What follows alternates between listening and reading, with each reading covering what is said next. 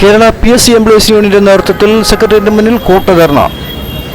കേരള PSCയെ ശക്തിപ്പെടുത്തുക, പുതിയ തസ്തികകൾ അനുവദിക്കുക, ക്ഷാമബത്ത കുടിശ്ശിക, ശമ്പള പരിഷ്കരണ കുടിശ്ശിക അനുവദിക്കുക, PSCയെ അപകീർത്തിപ്പെടുത്താനുള്ള നീക്കം ചേർക്കുക, പങ്കാളിത്ത പെൻഷൻ പദ്ധതി പിൻവലിക്കുക, എല്ലാവർക്കും സ്റ്റാറ്റ്യൂട്ടറി പെൻഷൻ ഉറപ്പാക്കുക, കേരളത്തെ സാമ്പത്തികമായി തകർക്കുന്ന കേന്ദ്ര നയം തിരുത്തുക, ഫെഡറലിസം സംരക്ഷിക്കുക തുടങ്ങിയ ആവശ്യങ്ങൾ ഉന്നയിച്ചുകൊണ്ട് PSC എംപ്ലോയീസ് യൂണിയന്റെ നേതൃത്വത്തിൽ നടന്ന കൂട്ടധർണ LDF convener TP Ramakrishnan MLA ഉദ്ഘാടനം ചെയ്തു.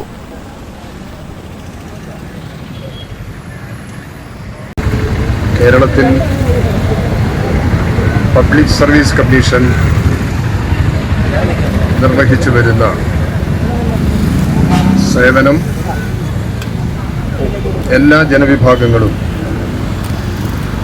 നല്ല നിലയിൽ അനുഭവിച്ചറിയുന്നതാണ്. പബ്ലിക് സർവീസ് കമ്മീഷൻ നിലനിർത്തുക എന്നുള്ളത് കേരളത്തെ സംബന്ധിച്ച് സർവപ്രധാനമാണ്. PSCക്കെതിരായി വ്യാപകമായി നടന്നു വരുന്ന ആക്ഷേപങ്ങളും ആരോപണങ്ങളും അധിക്ഷേപങ്ങളും ഇതിനകം എല്ലാ ജീവനക്കാരും ശ്രദ്ധിക്കേണ്ടതാണ്. അടിസ്ഥാനരഹിതമായ ആരോപണങ്ങൾ ഉന്നയിച്ച് PSCയെ ദുർബലപ്പെടുത്തുന്നതിനുള്ള വളരെ ഗൂഢമായ ശ്രമങ്ങൾ നടന്നു വരുന്നുണ്ട്.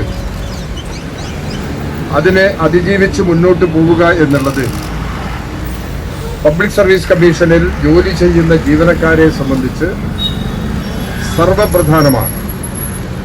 ഇന്ത്യ ആകെ എടുത്തു കഴിഞ്ഞാൽ റിക്രൂട്ട്മെന്റ് കാര്യത്തിൽ മുൻപന്തിയിൽ നിൽക്കുന്ന സംസ്ഥാനം തന്നെയാണ് കേരളം.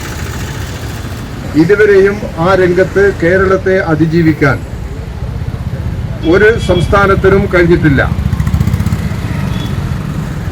നിരവധി പുതിയ സ്ഥാപനങ്ങൾ പബ്ലിക് സർവീസ് കമ്മീഷന്റെ ഭാഗമായി മാറുകയാണ്. നിയമനങ്ങളിൽ സംസ്ഥാനത്ത് തന്നെ പ്രവർത്തിച്ചു വരുന്ന ബോർഡുകൾ, മറ്റ് സ്ഥാപനങ്ങളെല്ലാം സ്പെഷ്യൽ റൂൾസ് തയ്യാറാക്കി നിയമനം പബ്ലിക് സർവീസ് കമ്മീഷന് വിടുന്ന നിലപാട് സ്വീകരിച്ചു വരുന്ന ഒരു സന്ദർഭം കൂടിയാണിത്.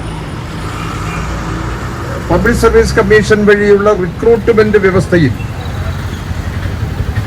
ചില പരിശോധനകൾ നടത്തേണ്ടതായിട്ട് വരും. കൂടുതൽ ആളുകൾ പബ്ലിക് സർവീസ് കമ്മീഷന്റെ ലിസ്റ്റിൽ വരികയാണ്.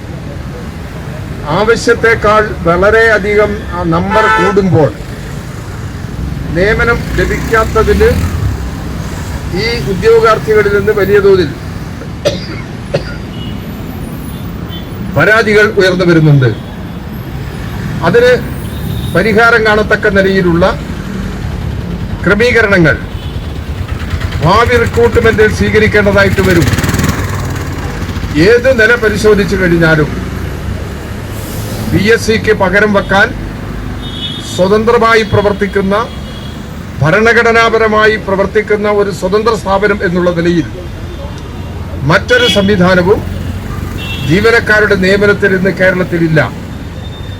ഇന്ത്യയിൽ തന്നെ മാതൃകയായി പ്രവർത്തിക്കുന്ന കേരളത്തിലെ പബ്ലിക് സർവീസ് കമ്മീഷൻ അവർ സമൂഹത്തിന് നൽകി വരുന്ന സേവനത്തിൽ ഈ സ്ഥാപനത്തിൽ ജോലി ചെയ്യുന്ന ജീവനക്കാർ വലിയ തോതിൽ പങ്കുവഹിച്ചു വരുന്നുണ്ട്.